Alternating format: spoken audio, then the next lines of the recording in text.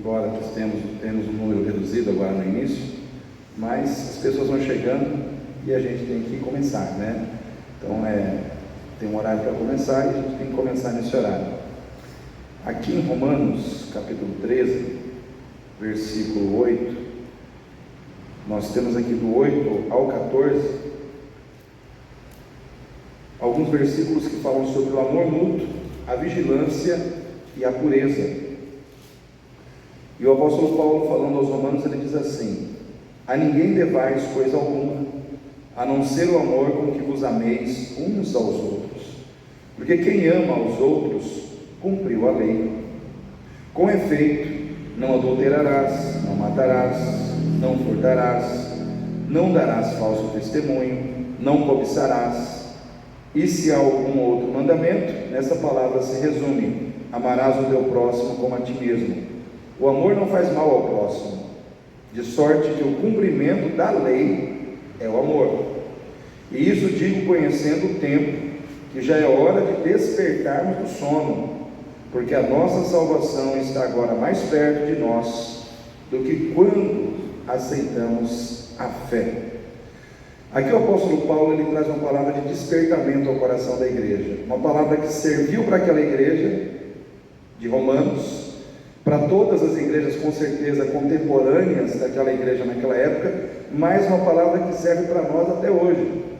E ele começa aqui falando sobre o amor como fundamento, no sentido de ser a base para que nós possamos, através do amor, cumprir a lei de Deus na nossa vida. Quem ama, na realidade, cumpre a lei. A consequência de você exercitar o amor na sua vida é o cumprimento da lei, porque é como se ele quisesse dizer o seguinte para a igreja e para cada um de nós aqui hoje: se você ama o seu próximo, você não faz mal para ele. Então, se você ama o seu irmão, você não vai matar o seu irmão, você não vai adulterar, você não vai furtar, você não vai cobiçar o que é do seu irmão, porque o amor que está em você te cobra que você não faça essas coisas.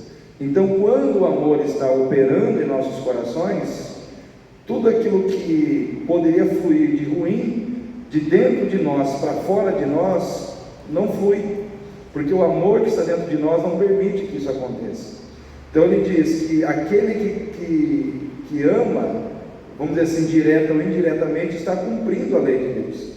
Então, ele menciona aqui algumas situações que são mencionadas nos mandamentos de Deus, dentro ali dos 10 mandamentos, tipo não matarás, não cobiçarás, não adulterarás, mas ele diz assim no final: e se há algum outro mandamento, tudo se resume na seguinte frase: amarás o teu próximo como a ti mesmo.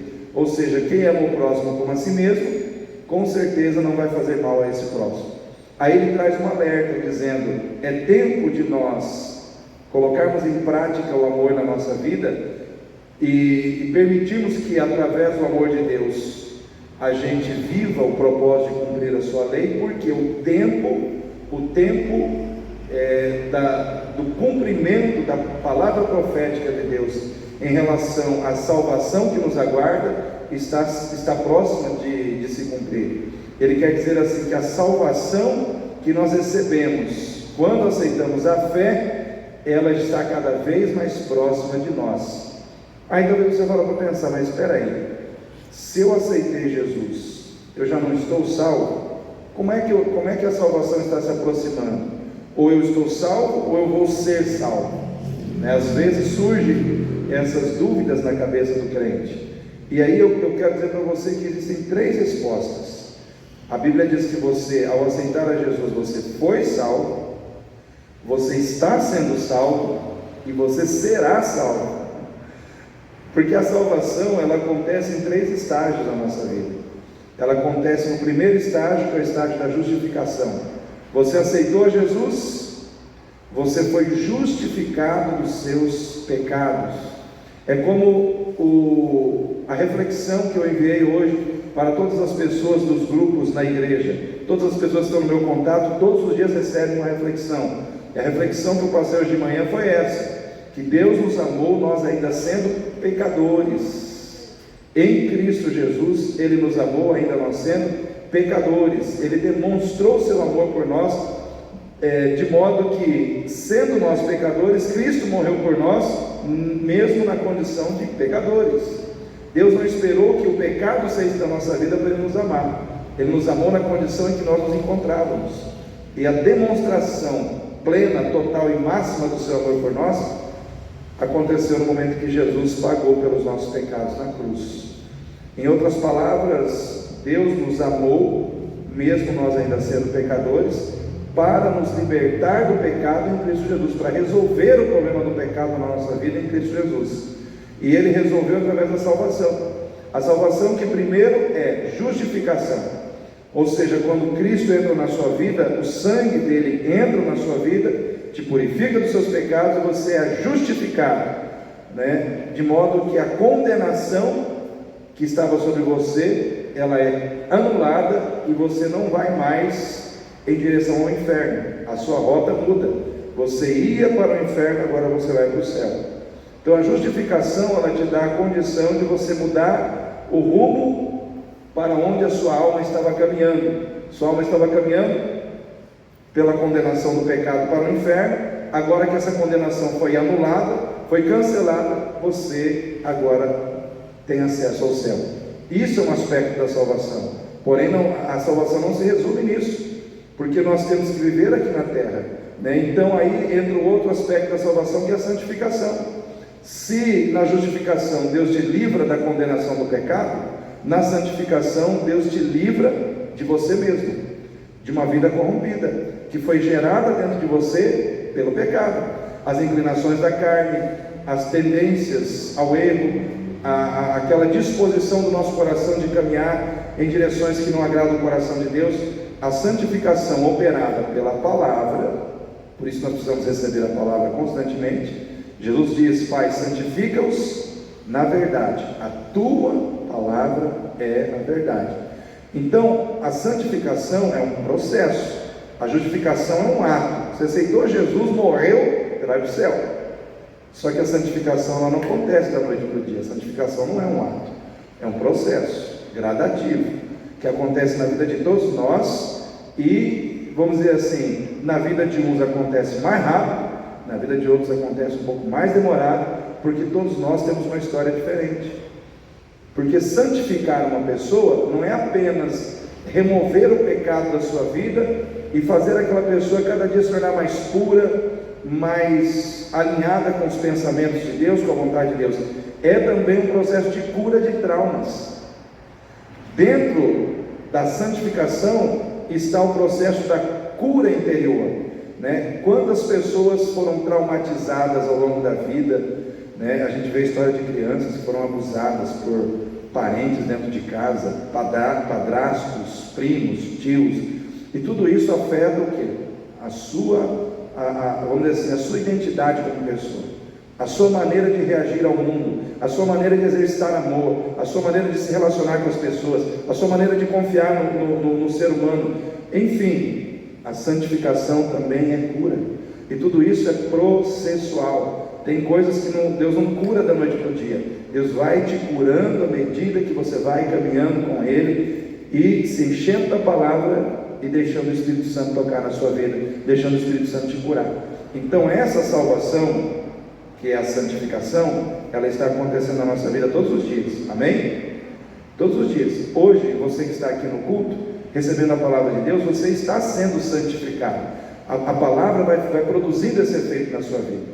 Mas o último estágio da salvação é a glorificação, que é esse que o apóstolo Paulo estava dizendo aqui, quando ele diz que, conhecendo o tempo e que já é hora de despertarmos do sono, porque a nossa salvação está agora mais perto de nós do que quando aceitamos a fé. Ele está dizendo, esse momento da glorificação, que é o momento quando você vai sair deste mundo, ou pela morte física, ou pelo arrebatamento, né? Ele está se aproximando, e você precisa estar preparado para esse momento. Em outras palavras, você tem que estar preparado para morrer, você tem que estar preparado para ser arrebatado, né? De uma maneira ou de outra, você que está em Cristo vai viver a glorificação, que é o momento quando esse corpo terreno, humano, corruptível, mortal, né, sensível à doença, sensível, né, vamos dizer assim, aos efeitos dessa vida, ele vai ser trocado por um corpo incorruptível, imortal, né, um corpo que não é mais sensível como esse é.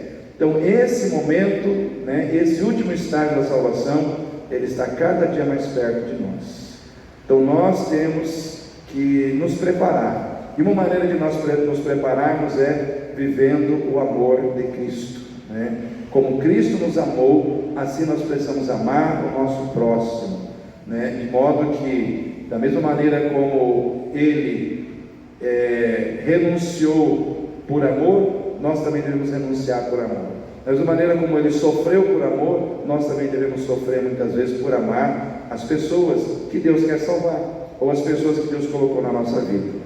Então eu quero deixar essa palavra de início aqui para nós iniciarmos o nosso culto, e quero convidar você a ficar em pé para que nós possamos orar, louvar, adorar ao nosso Deus, que é digno de todo louvor, que é digno de toda adoração. A Ele a honra, a Ele a glória, a Ele o louvor para sempre, aleluia. Que Ele seja glorificado na sua vida nessa noite, que Ele seja glorificado neste lugar nessa noite, em nome de Jesus. Pai querido, nós queremos Te agradecer por estarmos aqui na Tua casa, e queremos pedir que o Senhor venha encher com a Tua presença este lugar, que o Senhor venha tocar nos nossos corações, que o Senhor venha nos preparar para que possamos receber ainda a palavra que o Senhor quer ministrar, ó Deus, aos nossos corações essa noite, para a nossa edificação espiritual, para o fortalecimento da nossa fé. Deus, em nome de Jesus, eu coloco, Senhor Deus, ó Pai, nas Tuas mãos este ambiente, ó Deus, e as vidas que aqui estão, este culto que nós já estamos prestando ao Senhor, desde o momento que nós saímos da nossa casa. Eu oro a Ti, Pai, em nome do Senhor Jesus.